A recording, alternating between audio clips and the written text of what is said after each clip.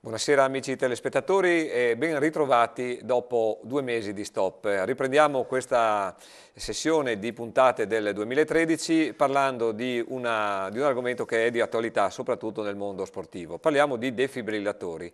Abbiamo come nostro ospite Ferdinando Tonini, una persona che lavora nel mondo di queste apparecchiature e che ci darà alcuni consigli e alcune specifiche su questo tipo di apparecchiature che ormai entro breve dovranno essere predisposte su molti terreni di gioco e palestre e quant'altro.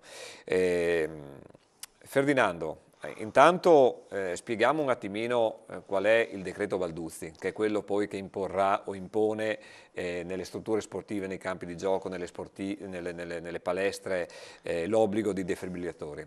Mancano, da quello che so, le linee guida, cioè i decreti attuativi, giusto? Sì, buonasera a tutti.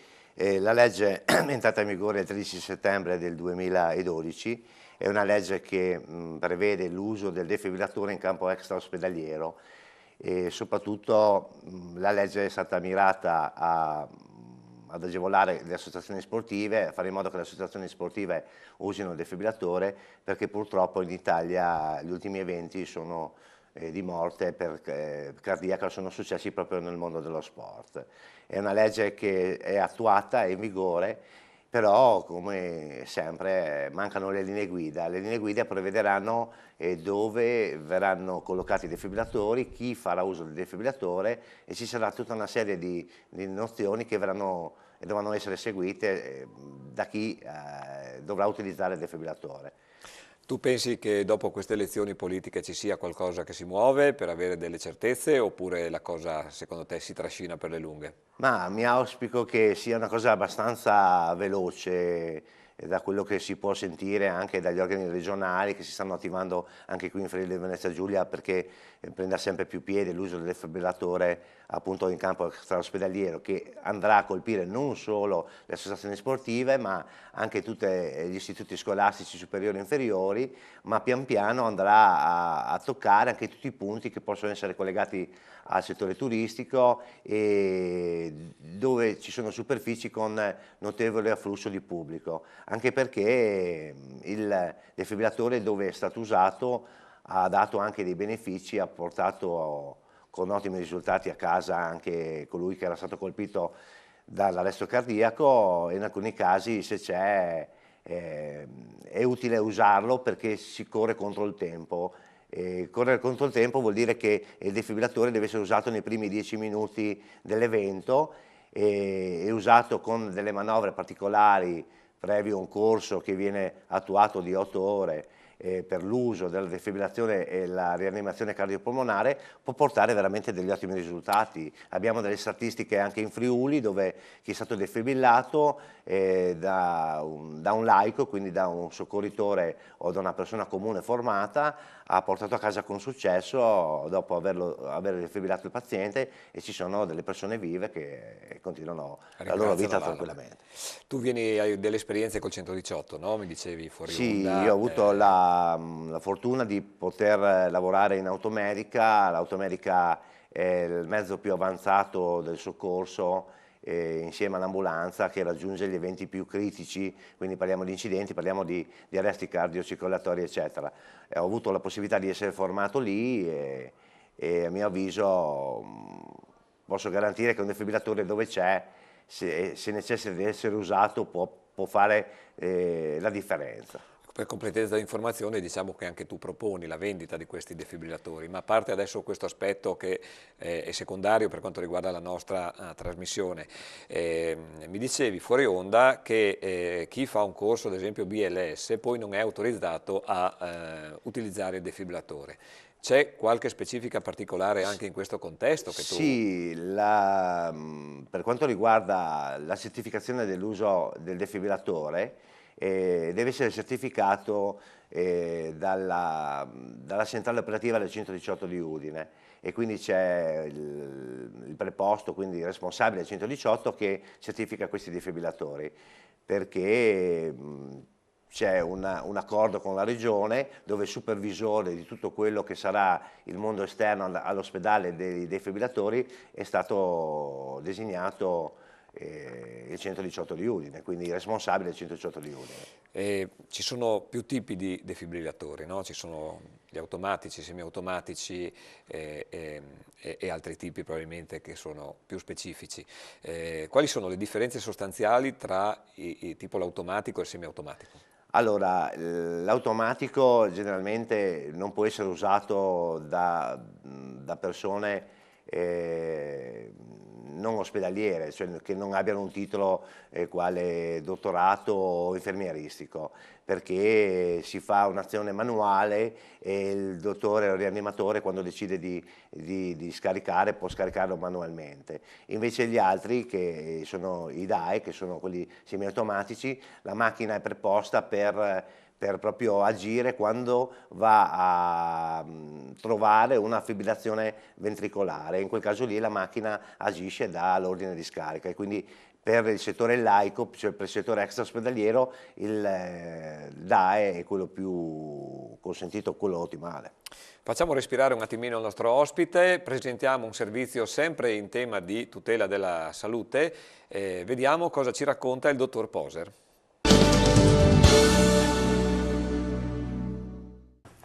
La distorsione del ginocchio è temuta da molti sportivi. Qual è il percorso terapeutico e riabilitativo in una lesione del legamento crociato anteriore oppure di un menisco? Quasi tutti i calciatori si confrontano almeno una volta durante la loro carriera con una distorsione del ginocchio. Questa articolazione è molto delicata e contiene diverse strutture che possono essere danneggiate. Immediatamente dopo il trauma è quasi impossibile capire cosa si sia rotto e se effettivamente qualcosa si è rotto. Sicuramente una delle rotture più temute è quella del legamento crociato anteriore. In questo caso serve una distorsione piuttosto importante, con un dolore immediato, con un gonfiore immediato. È necessario nei giorni successivi, appena passato un po' il gonfiore, andare a farsi visitare da un medico dello sport, da un fisiatra o da un ortopedico che prescriverà quasi sicuramente una risonanza magnetica in grado di evidenziare questo tipo di infortunio. Successivamente si procede quasi sempre con un intervento chirurgico di ricostruzione e con un percorso riabilitativo che dura alcuni mesi. Il rientro in campo per le partite può avvenire dopo circa 4-5 mesi, ma in alcuni casi anche molto di più. È un infortunio che non può assolutamente essere preso alla leggera e che va trattato in modo molto intensivo e prolungato. Per quanto riguarda il menisco, questo può danneggiarsi nella stessa distorsione in cui si è già danneggiato il legamento crociato anteriore. Altre volte c'è semplicemente un'usura del menisco dopo anni e anni di calcio e moltissimi calciatori hanno dovuto operarsi il menisco. È un'operazione molto più semplice rispetto a quella di ricostruzione e richiede un intervento riabilitativo molto più breve, comunque necessario. Dopo l'operazione di menisco è bene comunque rivolgersi a degli specialisti di riabilitazione e in circa un mese di riabilitazione si riesce ad ottenere un ottimo risultato funzionale e a tornare in campo normalmente. Bene, rieccoci in studio. Ferdinando, quali sono le precauzioni da osservare quando si usa un defibrillatore? Innanzitutto mettere in sicurezza colui che lo usa, verificare che appunto la scena sia sicura, accertarsi che nessuno tocchi il paziente nella fase della defibrillazione, perché oltre a prendere la scossa colui che ha avuto un problema cardiaco lo prende anche chi lo tocca e quindi va usato con estrema cautela.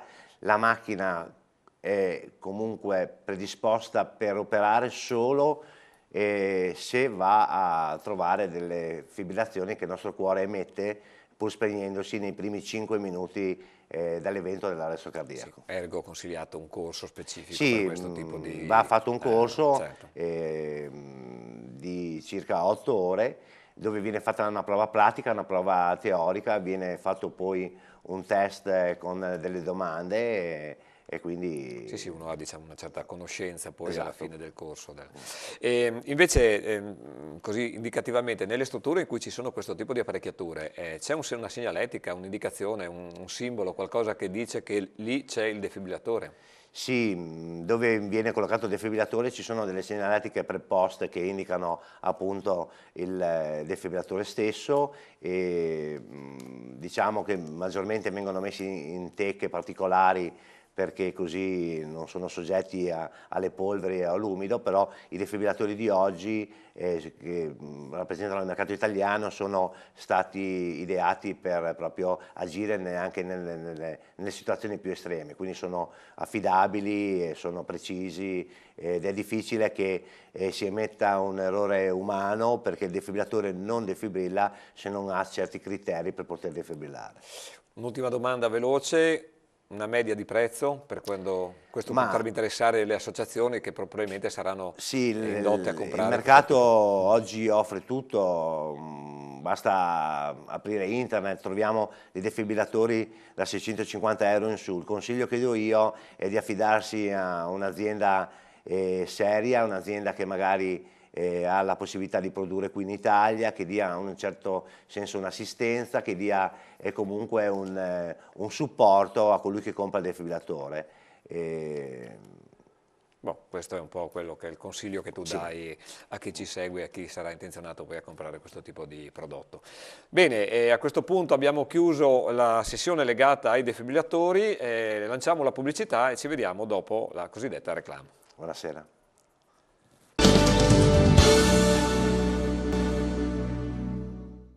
Rieccoci in studio, abbiamo cambiato gli ospiti, abbiamo come rappresentanti i giocatori e dirigenti del Bar Damilli di Osoppo, una delle squadre amatoriali diciamo più, non dico vetuste, ma insomma da tanti anni nell'orbita del calcio amatoriale, vero?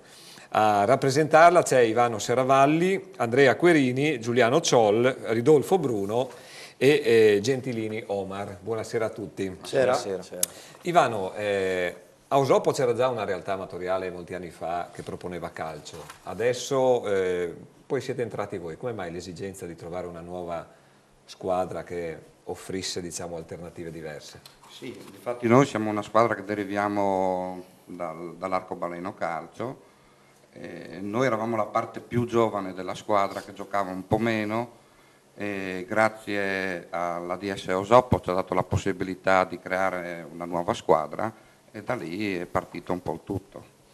Siete da molti anni, come dicevamo, nel calcio amatoriale. Secondo te è cambiato qualcosa rispetto a quando siete partiti ad adesso? Sì, secondo me è cambiato abbastanza. Io vedo le squadre molto ringiovanite, nel senso quando ho iniziato io si iniziava a giocare verso i 25-30 anni, adesso si inizia a trovare anche ragazzi di 18-19 anni, che è un po'... Secondo me è un po' triste perché li vorrei vedere almeno un paio d'anni prima in categoria e dopo... Probabilmente anche di là non li fanno giocare, per cui probabilmente si riversano un po'. Sì, ma io lo reputo che sia meno spirito di sacrificio da parte dei giovani. Sì, questo può essere anche una lettura diversa, certo. Andrea Querini, solitamente molti atleti della Rosa diciamo, provengono da federazioni, quindi da squadre FIGC. Le vostre invece sono tutti ragazzi con esperienze alle spalle oppure sono ragazzi che vengono diciamo, dal territorio? No, diciamo la maggior parte sono tutti ragazzi che vengono dal territorio. Come esperienza quasi tutti hanno comunque svolto, magari hanno fatto attività da giovani nel settore giovanile o dell'S di Osoppo o nelle squadre limitrofe. C'è qualche elemento che si è affacciato per la prima volta al mondo del calcio venendo a giocare con noi, quindi abbiamo anche quelli che hanno proprio cominciato quasi da zero in pratica. E come avviene il vostro, chiamiamolo, reclutamento?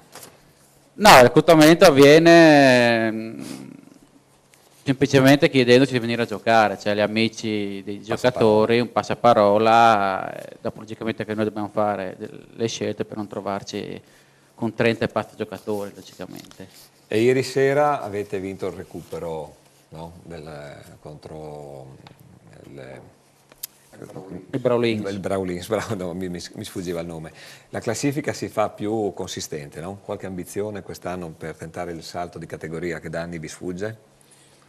No, l'ambizione all'inizio del campionato c'è sempre, dopo logicamente qualche anno siamo arrivati lì a un punto dalla promozione, però ogni anno ci sfugge. L'inizio l'obiettivo iniziale è questo qui della promozione, però pian piano arriverà, speriamo.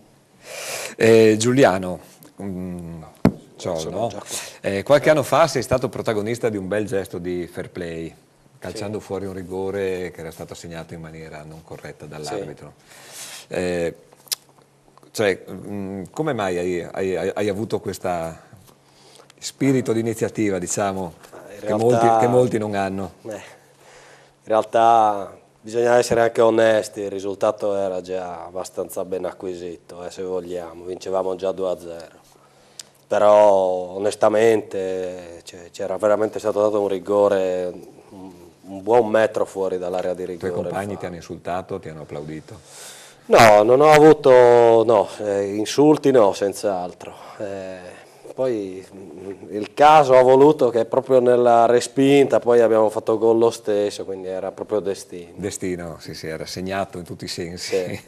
E, secondo te la Lega Calcio fa bene a perseguire i valori del fair play? Assolutamente, è una cosa che condividete come senz'altro il valore più importante. E poi sei uno dei bomber, no? Quest'anno mi pare che quest'anno già fatto 6 mi gol, gira bene. Quest'anno hai già fatto 6 gol, quindi insomma quest'anno in bocca al lupo per il proseguio. Crepo. Invece Ridolfo, Bruno dicono che è il giocatore che ha il maggior numero di presenze, un po' il Guidolin, insomma, no? della situazione. Cosa vuol dire per te indossare la maglietta nera dello Soppo?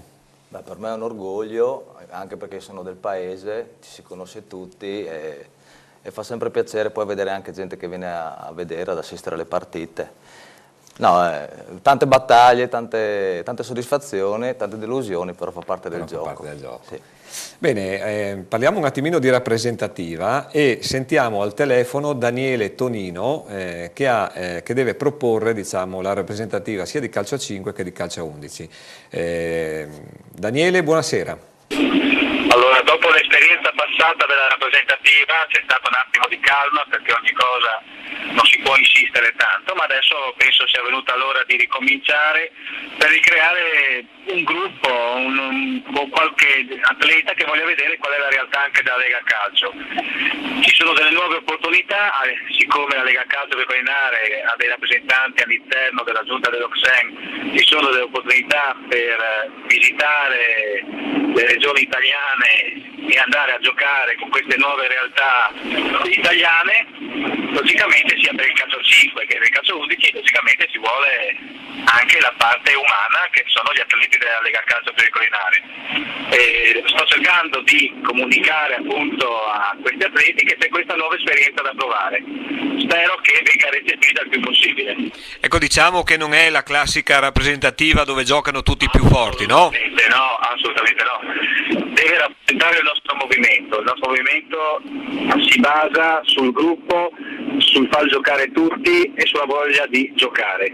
Quindi chiunque voglia partecipare può partecipare come giocatore forte, come giocatore scarso, come accompagnatore, come tutto, è aperto a qualsiasi cosa. Noi siamo qua, uno si propone, vorrei venire a fare l'accompagnatore perché mi piace stare nel gruppo, va benissimo, vorrei giocare, va benissimo, non è un problema. È una rappresentativa, non la classica rappresentativa dove si fa la selezione dei più forti del campionato, ma pensi una rappresentativa di chi vuole esserci. E basta, niente di più. E il prossimo impegno istituzionale, diciamo, è in Sicilia nel mese di aprile, no? Hai qualche notizia in più su questa avventura? Guarda, avevo fatto un avviso sul comunicato ufficiale che non è stato molto recepito. Nell'ultima settimana ho spedito degli SMS ai giocatori che avevano rilasciato il loro numero di telefonino e sto avendo dei riscontri, quindi questo mi permette anche di poter avere un'idea di quante persone sono interessate, fare un'idea di programma e vedere se è accettato dai ragazzi, se può piacere o non piacere, e vedere i contatti che abbiamo per fare 1 o 2 o 3 amichevoli. Quindi chi fosse interessato... Dico che nel giro di 10 giorni sapremo se è fattibile o non è fattibile. Bene, chi fosse interessato può contattare Daniele Tonino al 335 68 60 169, gli manda un SMS e lui poi raccoglie le varie disponibilità. Bene Daniele, ti ringrazio per la disponibilità e ti auguriamo una buona serata. Grazie anche a voi. Gentilini Omar, innanzitutto tu sei uno dei ragazzi più giovani del gruppo, no? Sì. Come mai un ragazzo della tua età sceglie il calcio amatoriale rispetto a palcoscenici diversi? Un po' sono gli impegni lavorativi, un po' comunque uno si rende conto se è tecnicamente portato per una categoria o meno, quindi ho deciso di intraprendere, diciamo, la carriera amatoriale. Come giocatore come ti descriveresti?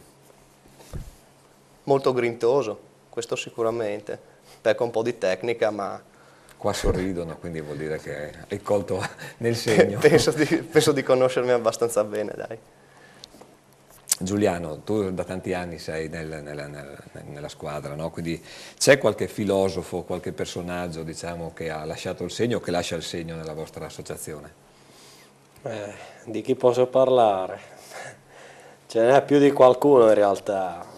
Mi viene facile dire il nome dell'allenatore, quello che adesso fa l'allenatore. Ecco. Tempesti? Sì, mi viene facile dire lui perché c'è da sempre, ha cominciato da giocatore, adesso ancora è tesserato, ma ha intrapreso questa nuova, diciamo, carriera così, di allenatore. Vi massacra se vi fa correre? Schemi? No, per farci correre neanche tanto. È uno che ama veramente, sta tanto attento alle cose, ai particolari, ama... Gestire bene il gruppo, insomma. Sì. Bene, e invece per Ridolfo, quali sono i pregi e i difetti del Bar d'Amiglio Soppo? Pregi sicuramente il gruppo. Bel gruppo, ci si ferma anche dopo le partite, il terzo tempo. Che è importante. La festa, poi si va dagli sponsor e difetti, ogni tanto può succedere il battibecco in campo che poi viene comunque dissolto nel dopogara. Nel dopogara. Ivano, invece il prossimo trittico di partita vi vede impegnati su controsquadre di primo livello, no? Nel girone Fensi, Ars Calcio e Sclapeciox. Se passate indenni questo trittico, cosa succede secondo te? Io, come ha detto prima anche Andrea, le ambizioni di classifica ci sono sempre, anche perché la squadra è una delle più forti secondo me, pecchiamo un po' in attacco, segnando pochi gol, ma abbiamo comunque una gran difesa. Se riusciamo a fare bottino pieno con queste 3 squadre, chiaramente un pensierino si fa. La seconda si Qualcuno fa gli scongiuri, giustamente. Io sono anni che facciamo scongiuri. Perché siete una squadra, tra virgolette, mi dicevi l'altro giorno che in tanti anni, molte volte siete arrivati a sfiorare la promozione senza mai raggiungerla. In 15 anni almeno, io penso 5 volte sicure siamo arrivati a un punto della promozione. A un punto della promozione. Bene, perfetto. A questo punto siamo arrivati ai saluti, io vi ringrazio della vostra partecipazione, vi auguro un buon campionato, anzi in bocca al lupo, no? Come si dice. Grazie. E ai nostri amici telespettatori diamo appuntamento alla prossima settimana. Buonasera e buona visione con Friuli Venezia Giulia Sport Channel.